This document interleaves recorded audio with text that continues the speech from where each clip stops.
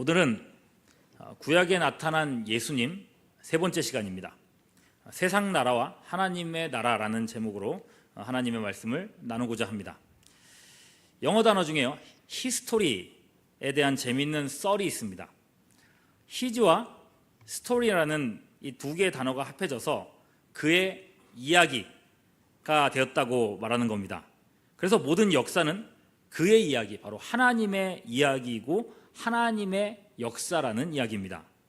물론 썰이라고 말씀드렸습니다. 이 말이 사실인지 직접 따져보자 라고 하지 마시고요. 그런 논쟁은 차치하시고 오늘 말씀을 함께 보시면 과연 모든 역사가 하나님의 역사구나, 이것을 실감하게 될 겁니다. 바벨로니아, 그러니까 성경에서는 바벨론이라고 부르는 나라가 이스라엘을 멸망시켰습니다. 바벨론에 대해서는 많이 들으셨죠? 주변의 모든 나라를 집어삼키고 당대 초강대국의 자리에 올라섰습니다. 바벨론 왕 느부갓네살은 자신이 세운 나라가 영원히 지속되기를 바랬습니다. 그러려면 나라가 안정되어야 하겠죠. 그래서 각 나라의 포로로 잡아온 사람들을 선별했습니다. 어릴 때부터 바벨론의 교육을 시키고 그들에게 바벨론의 사상을 주입했던 거죠. 그리고 이렇게 자란 사람들을 자기가 출신했던 그 지역으로 보내어 관리를 시키면 모든 속국들이 결국 바벨론에 충성을 하게 되리라, 그렇게 기대했습니다. 이 다니엘과 새 친구들도 바로 그런 사람들입니다. 근데 여러분, 놀랍게도요, 이들은 어릴 때부터 하나님께 신실했습니다. 바벨론의 우상 문화에 물들지 않고 목숨 걸고 자신을 지키려고 했습니다. 그랬을 때 하나님은 그들에게 엄청난 지혜를 주셨습니다. 덕분에 일찍부터 바벨론 고위 관직에 오를 수 있었죠. 이런 배경에서입니다. 그런 중에 오늘 말씀을 읽은 그 사건이 터지게 된 겁니다. 어느 날 느부갓네살 왕이 잠을 자고 있다가 하는 소리를 지르며 일어났습니다. 온몸에는 땀이 막 끈끈해지고 손발은 부들부들 떨리면서 안정이 되질 않습니다. 뭔가 무시무시한 꿈을 꾼 겁니다. 이 꿈은 필히 하늘의 신이 주신 계시라고 생각했습니다. 그래서 이 꿈의 의미를 꼭 알아야겠다는 생각이 들었습니다. 그것도 아주 정확하게 알아야겠다고 생각됐습니다. 그러면 누가 과연 이 꿈을, 내가 꾼 꿈을 정확하게 알아맞힐 수 있을 것인가, 해석할 수 있겠는가 고민을 했죠. 내가 꾼 꿈의 내용이 뭔지를 알아맞힐 수 있는 사람이 있다면 그 사람이 하는 해석도 내가 믿을 수 있을 것 같다는 생각을 하게 된 겁니다. 좋은 생각이죠, 그죠? 아닙니까? 지금 아직 지금 여기로 못 들어오셨습니까? 네. 내가 아무한테도 그 꿈을 얘기 안 했어요. 근데 그 꿈을 누가 맞출 수 있다면 그 맞춘 사람이 해석하는 거는 어쨌거나 신뢰할 수 있을 거 아닙니까? 좋은 생각을 한 거죠. 그날로 나라의 모든 지혜자들과 해몽가들을 다 소집했습니다. 그리고 그들에게 명령합니다. 여봐라, 내가 꾼 꿈이 뭔지를 맞추고 그 꿈을 해몽하도록 해라. 여기서 끝나지 않고요, 그렇지 않으면 지금까지 너희가 내게 한 말은 다 거짓말인 줄 알고 너희 모두를 다 죽이겠다 라고 말한 겁니다. 하여간 옛날 얘기들을 보면 왕들은 뭐만 하면 다 죽인다는 얘기가 이렇게 나오죠, 그죠? 옛날에 얘기 중에 왜 그리스의 히에론 왕이 아르키메데스에게 그런 걸 명령하지 않습니까? 새로 만든 왕관이 있는데 순금을 주고 만든 왕관이란 말이죠. 근데 이게 왕관 다 만들어 놓고 여기에 금이 다 들어갔는지 궁금한 겁니다. 그래서 아르키메데스를 불러가지고 얘기하죠. 이 왕관을 손상시키지 않고 이거를 여기에 불순물이 들어갔는지 안 들어갔는지를 알아보아라. 그렇지 않으면 어떻게 된다고요? 죽여버리겠다. 하여튼 왕들은 그렇습니다. 왕의 명령에 장내가 술렁거립니다. 왕이여, 누가 타인의 꿈을 그렇게 알아볼 수가 있겠습니까? 그렇게 하소연을 했는데 아무 소용이 없습니다. 속수무책으로 이제 죽을 수밖에 없는 상황이 된 거죠. 그랬을 때에 한 젊은 청년이 손을 듭니다. 제가 알려드리겠습니다. 저는 하나님을 섬기는 사람입니다. 우리 하나님이 왕에게 그 꿈을 알려주실 겁니다. 그리고 나서 놀랍게도 다니엘은 왕이 꾼 꿈을 정확하게 묘사하기 시작합니다. 31절부터 35절까지 내용이 그 내용입니다. 눈으로 성경책을 갖고 계시면 눈으로 따라가면서 보시면 좋을 것 같습니다. 여러분, 성경책을 갖고 있으면 얼마나 유리한지 모릅니다. 왕의 꿈에 거대한 신상이 있었습니다. 이게 얼마나 클지 일본이나 홍콩 같은 데 가보면은 이 건물 크기만한 또는 심지어는 산 하나 크기만한 불상이 있는 걸 보지 않습니까? TV 화면으로만 봐도 압도가 되는 그런 크기의 그런 불상이 있습니다. 여러분, 그런 신상이 딱 크게 서 있는데 생긴 것도 무시무시해서 보기만 해도 겁이 났습니다. 그런데 그 신상의 재료들이 특이했습니다. 보통 신상이라고 하면요, 그 재료가 금이든지 은이든지 뭐 흙으로 만들었든지 재료가 단일하게 만들어질 단일한 법인데, 이 신상은 다양한 재료로 만들어져 있었습니다. 그래서 보니까 먼저 머리 부분은 순금이고, 가슴과 두 팔은 은이고, 그리고 배와 널쩍다리는 노시고, 그리고 종아리는 쇠, 그 발에 얼마는 쇠와 진흙이 섞여 있었습니다. 야, 특이하다. 어떻게 우상을 이렇게 만들었을까 생각하고 있는데, 이번에는 34절 말씀 보면요, 손대지 않은 돌이라는 것이 나타났습니다. 여기서는요, 손대지 않았다라고 하는 이 표현이 중요합니다. 그 돌이 스스로 슝 하고 날아오더니 이 신상의 쇠와 이 발 부분을 쳐서 부서뜨리는 겁니다. 하체가 그렇게 무너지는 거죠. 그러니 그 위에 놋과 은과 금도 함께 부서집니다.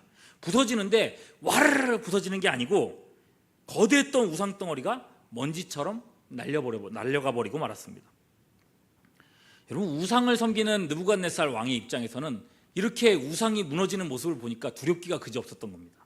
동시에 우상을 친 돌, 이 손대지 않은 돌은 태산을 이루어서 온 세계에 가득해진, 왕이여, 여기까지가 당신이 꾼 꿈입니다. 설명을 듣는데요, 온몸에 소름이 막 돋았습니다. 그래, 그게 내가 꾼 꿈이야. 이제 꿈을 맞췄으니까요, 그 해석은 말할 것도 없지 않겠습니까? 어서 말해주게. 이 꿈이 도대체 무슨 뜻인가? 자, 여러분, 이제부터 나오는 해석은요, 모든 역사가 하나님의 역사라고 하는 말을 실감할 수 있는 부분입니다. 느부갓네살의 꿈은 바벨론 이후부터 예수님이 오실 때까지 신구약의 중간 시대의 역사 그대로였습니다. 여러분, 먼저 38절 후반절 말씀 보면 이렇게 얘기해요. 왕은 곧 그 금머리입니다. 순금으로 된 그 머리는 바로 현재 바벨론 시대를 나타낸다고 하는 겁니다. 그리고 39절, 왕을 뒤이어 왕보다 못한 다른 나라가 일어날 것이요. 이 나라는 바로 바사, 즉 페르시아입니다. 셋째로, 녹 같은 나라가 일어나 온 세계를 다스릴 것입니다. 이 나라는 헬라 제국입니다. 그 다음 나라는요, 철과 같은 강력한 힘을 가진 나라라, 바로 로마 제국을 말합니다. 40절 보시죠. 넷째 나라는 강하기가 쇠 같으리니 쇠는 모든 물건을 부서뜨리고 이기는 것이라. 쇠가 모든 것을 부수는 것 같이 그 나라가 문나라를 부서뜨리고 찌를 것이며, 이 로마의 강력함을 잘 설명하고 있습니다. 로마 시대가 끝나고 유럽의 수많은 나라들이 막 발생하죠. 그것을 발가락으로 부릅니다. 어떤 나라는 강하고 어떤 나라는 약하기에 발가락은 쇠와 흙이 번갈아서 있는 모습을 보여줍니다. 여러분, 실제 역사가 이렇게 흘러왔다는 거죠. 다만 제가 이제 이렇게 해석을 하고 나면 어떤 분들은 저한테 이제 이런 눈으로 쳐다보면서 얘기하실 분들이 있을지 모르겠습니다. 에이, 목사님, 귀에 붙이면 귀걸이고 코에 붙이면 코걸이 아닙니까? 그런 억지가 어디 있습니까? 그럴 것도 같아서 오늘 말씀을 통해서 다니엘의 어떤 진술을 조금만 맛보려고 합니다.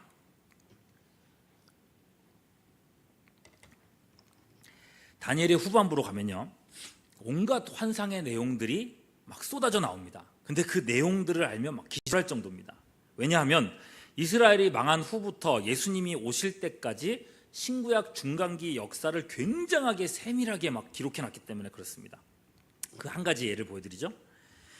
다니엘이 이 말씀을 기록한 시기는 바벨론 시대라 했습니다.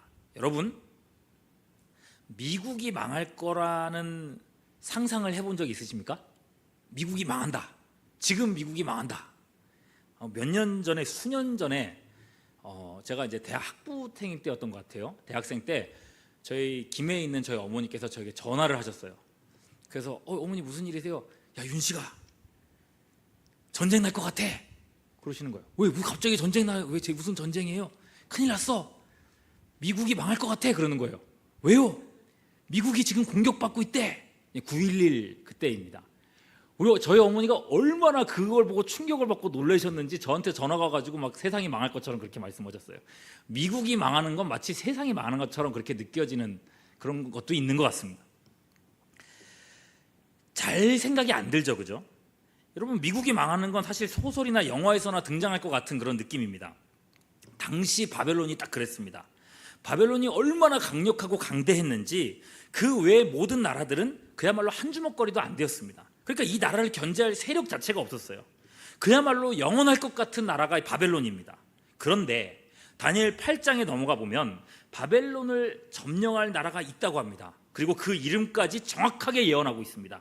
다니엘 8장 20절, 내가 본 바 두 뿔 가진 수량은 곧 메대와 어떤 왕들이요? 바사 왕들이요. 여러분, 실제로 바벨론을 멸망시킨 나라가 바사, 즉 페르시아입니다. 거기서 끝이 아니에요. 8장 21절, 털이 많은 수렴소는 곧 어떤 왕이요? 네, 여기 나왔어요? 네, 헬라 왕이요. 다니엘은 페르시아 다음 시대까지 이야기합니다. 헬라라고 하는 제국의 시대가 올 거라고 얘기하는 겁니다. 대놓고 헬라라는 이름이 나왔습니다. 이스라엘 포로 회복이요, 기원전 538년이었고 헬라 제국이 패권을 잡기 시작하는 게 기원전 333년이니까 다니엘은 무려 200년 후의 일을 이야기하고 있는 겁니다. 여러분, 지금부터도, 지금 이 시점에서부터도 한번 생각을 해보십시오. 200년 후에 어떤 일이 일어날까? 200년 후에 어떤 나라가 세계의 패권을 잡을까? 상상이나 할 수 있겠습니까? 다니엘은 그 나라의 이름까지 정확하게 이야기하고 있습니다. 제가 지금 금신상 이야기하면서 바벨론, 페르시아, 헬라, 로마 이야기를 하는 것이 그냥 끼워 맞춘 게 아닙니다. 근데 여러분, 이 예언은요, 좀 더 디테일한 부분까지 다룹니다.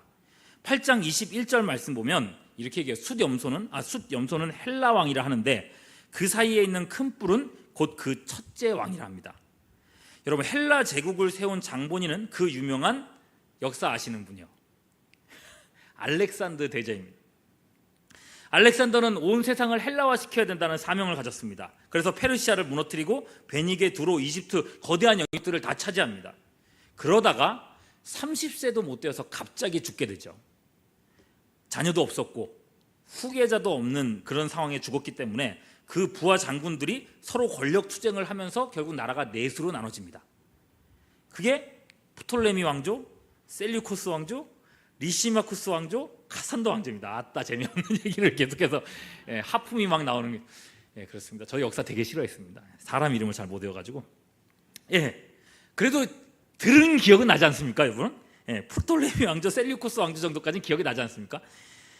여러분, 그걸 그 네 개의 나라로 나눠지는 그 사건을 8장 21절에서는 이렇게 말합니다. 졸리니까 같이 한번 읽어보겠습니다. 띄워주시죠.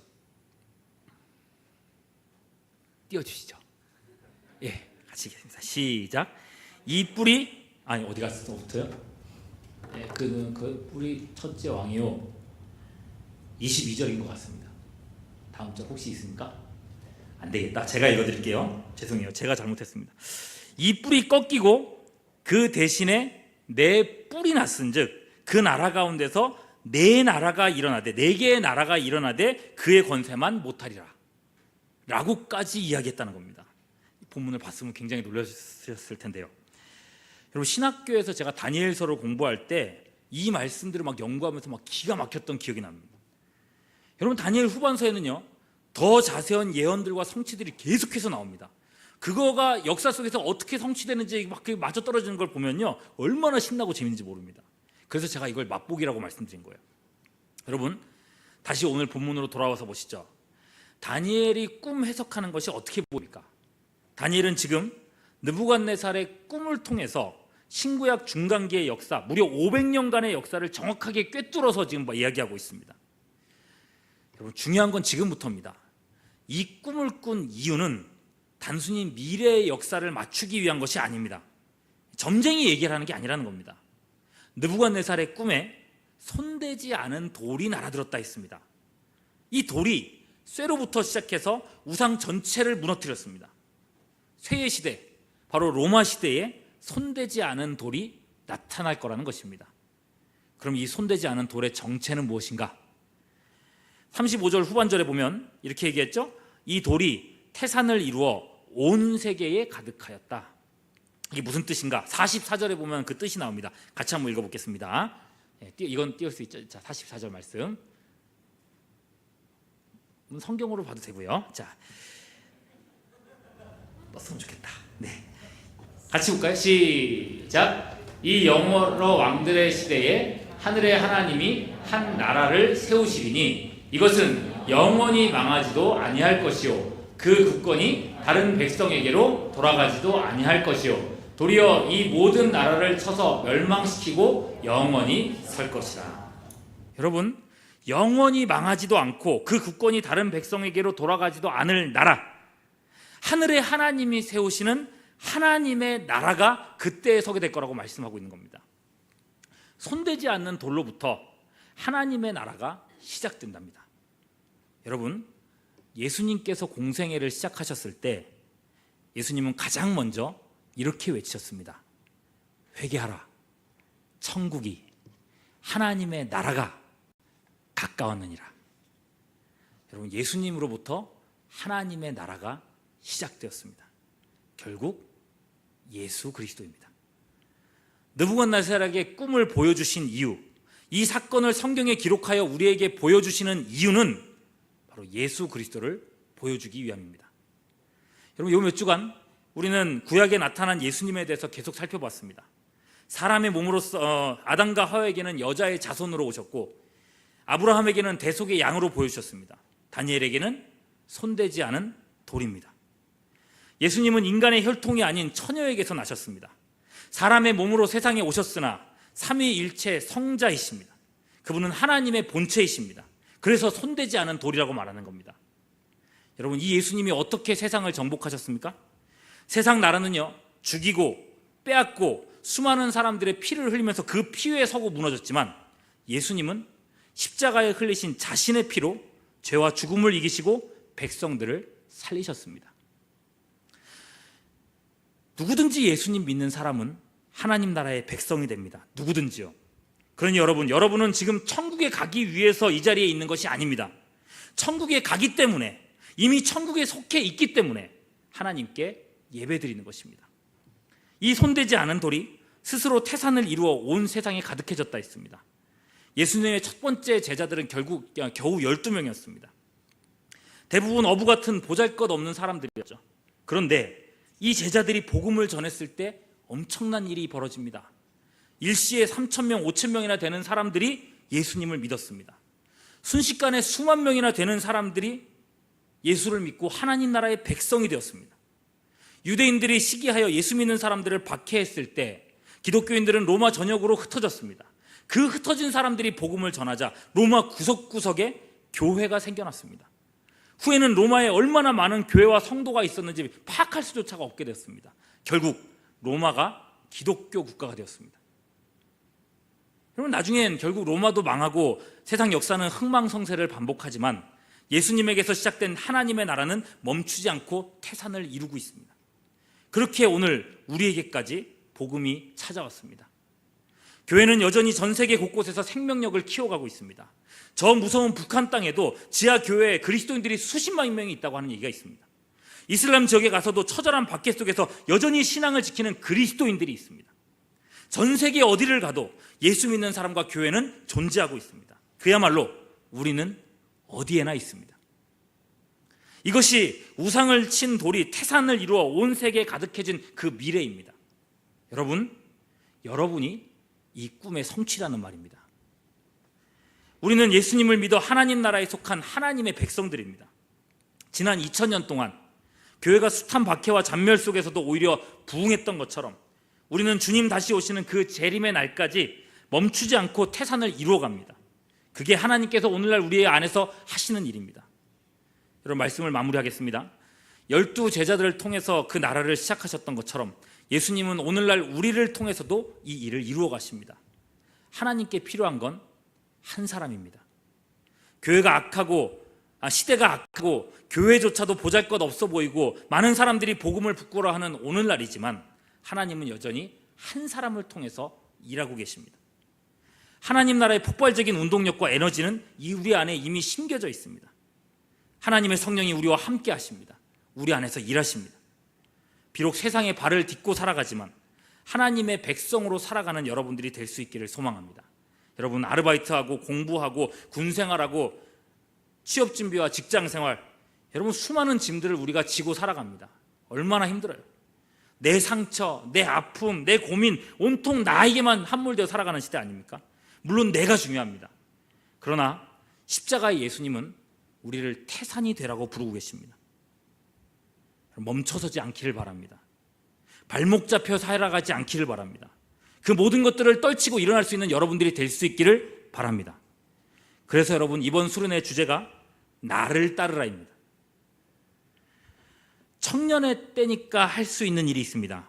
청년의 때에 놓쳐서는 안 될 부르심이 있습니다. 하나님은 지금 여러분들을 부르고 계십니다. 하나님 나라의 한 사람이 되어서 가정을 변화시키고 공동체를 변혁하고, 우리 군대 가는 성민 형제님, 군대를 변혁하고 하나님의 나라 확장에 쓰임받는 우리 모두가 될 수 있기를 주님의 이름으로 축원합니다. 기도하겠습니다. 하나님 아버지, 이곳에 하나님의 백성들, 태산을 이루어가는 주의 청년들이 주님 앞에 예배하고 있습니다. 한 사람 한 사람 붙들어 주셔서 이 마지막 시대에 하나님 앞에 쓰임받을 수 있도록 도와주시되, 우리가 믿음으로 주님 앞에 설 수 있도록 도와주시옵고, 하나님, 우리가 있는 곳 어디서든지 하나님 앞에 쓰임받으며 태산을 이루어가는 우리 모두가 될 수 있도록 도와주시옵소서. 나 자신을 넘어설 수 있기를 원합니다. 나의 형편과 처지를 넘어설 수 있기를 원합니다. 주여, 우리 가운데 힘과 능력을 더하여 주시옵소서. 감사하고 우리 구주 예수 그리스도의 이름으로 기도하옵나이다. 아멘. 이 시간에는 우리 전미자 선교사님, 우리 교회에서 이제 후원하시는 우리 선교사님인데요, 아프리카 토고에서 우리 사역을 이어가고 계신 선교사님입니다.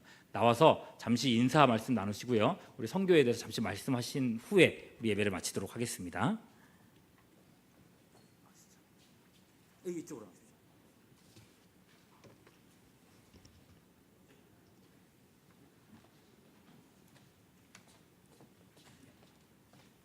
네, 안녕하세요. 제가